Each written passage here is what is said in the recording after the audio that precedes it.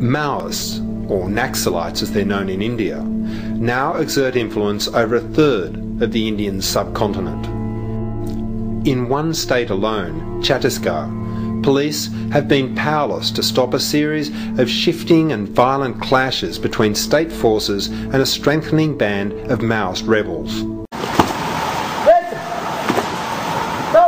The Maoists find refuge in the dense forests of Chhattisgarh, and they're wary of the media. The commander of this unit would only speak with his back to the camera. हथियार दिखा करके हमारा सिद्धांत को अपनाने के लिए कहीं भी ऐसा नहीं कहते हैं, हमारा सिद्धांत समझाते हैं। यदि वो अपना सिद्धांत को नहीं मानते हुए वो अपना स्तर में रहना चाहते हैं तो जबरन ऐसा नहीं किया जाता है। जो भी हम लोग एक्शन लिए हैं वो वर्ग दुश्मन, लेकिन इसका पीछे एक राजनीतिक उद्देश्य है। उस उद्देश्य से लेकर के लोगों को संगठित किया जाता है और संघर्ष में उनका चेतना विकसित किया जाता है।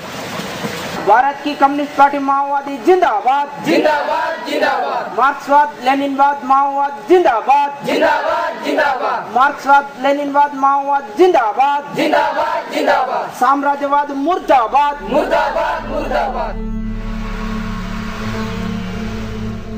The Maoists have mined roads, bombed railways, buses, buildings and schools.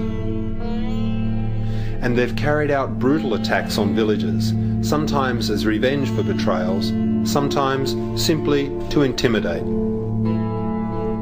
The government has responded by relocating entire villages, shifting over 100,000 people into special camps like this.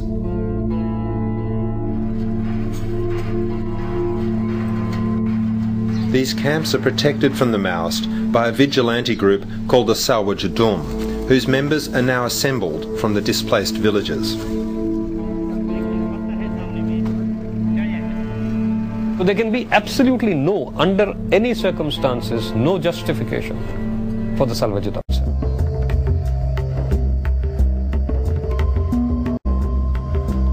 From the ranks of the Salwa Judum are picked the Special Police Officers, or SPOs. Armed by the state and given the most rudimentary training, the SPOs are then put in the front line in the fight against the Maoists. I was told these people are free to come and go as they please. But in truth, that's not an acceptable choice anymore. If they go back to their home villages, they risk the anger of the Maoists for leaving in the first place. But remaining here puts them at the mercy of their protectors, the Salwa Judum and the police. And that's not a comfort to anyone.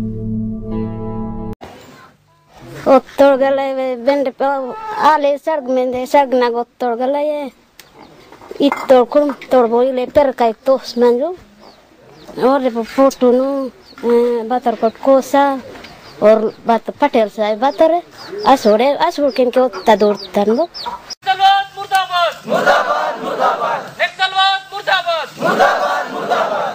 I asked the Salwa Judum about stories I'd heard of villagers being forced into the camps. ये तो उन लोगों की कहना है जो जबरदस्ती लाया गया, जो कह रहे हैं ये पूर्णतः वो नक्सली सपोर्टेड थे, जो वही लोग आप लोग कैसे कहे होंगे।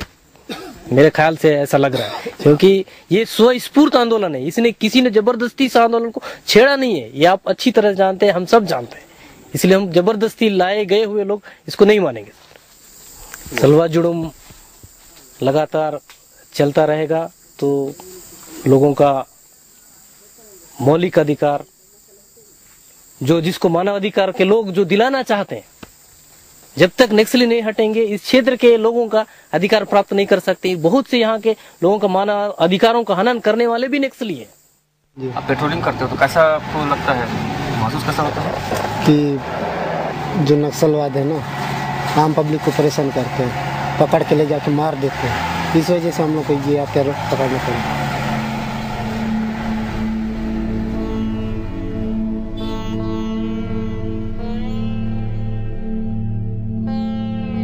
Serious tensions are tearing at the government relocation camps, with some villagers wishing to leave and others in training as SPOs.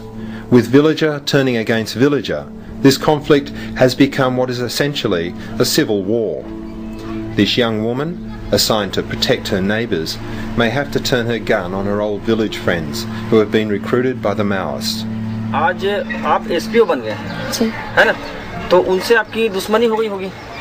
दुश्मनी। तो आप उसको कैसे करके उनसे लड़ेंगे या कैसे करेंगे उनके साथ, बताइए। इस उनके साथ लड़ेंगे सर। वो तो आपके दोस्त थे। पहले दोस्त थे, अभी दुश्मन हो गए सर। अभी लड़ना पड़ेगा।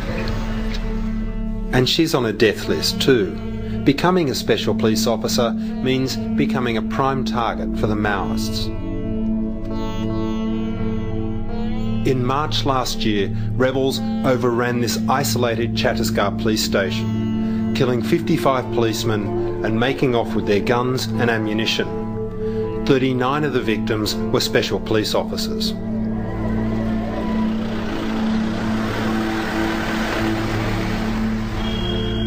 With attacks and reprisals and claims of violence on all sides, some tentative steps are underway to establish peace and justice. This is the Polompele camp run by the Salwa Judum. Today, a delegation from a government-sponsored human rights team has come to speak to the villagers about alleged atrocities by the Salwa Judum. This heavily armed convoy must seem intimidating to villagers who don't want their discussion monitored by police. The police will keep their distance. But the superintendent's promise that his officers would stay away is clearly misleading. As the villagers lodged their complaints, I filmed armed police and Salwa Judum looking on and listening in. This man told me that after arriving in a Salwa Judum camp, he and his fellow villagers were regularly beaten by the militia. When they decided they couldn't take the beatings anymore, they ran away and returned to their village. The Salwa Judum tracked them down and singled out an old man for public execution.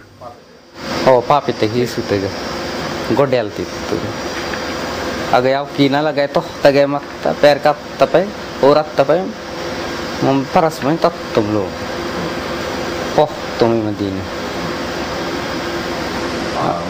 Adina, wan poitte di dina avi kumari ki, wan tak turgale ad kumari hondu nal pedirwa avutana mangli tak turgale tan ile talarich turgale lopa balatkar ki turgale. Agalo matagalo pori kitkei kitturgale dovati pes kisman tala desnal pentiker kisman poto kisman jottor naxali tintor kittomijo oru otto tamwatu pai kanji kisman. The Salwa Judum then killed all the livestock, destroyed their crops and burnt down their houses. As a result, 15 young people from the village decided to join the Maoists. A 2.5-year-old boy and a young woman have been shot and killed. There is no part of India where you can say, yes, at least here the rule of law prevails absolutely and without compromise. There is no part of India where this happens.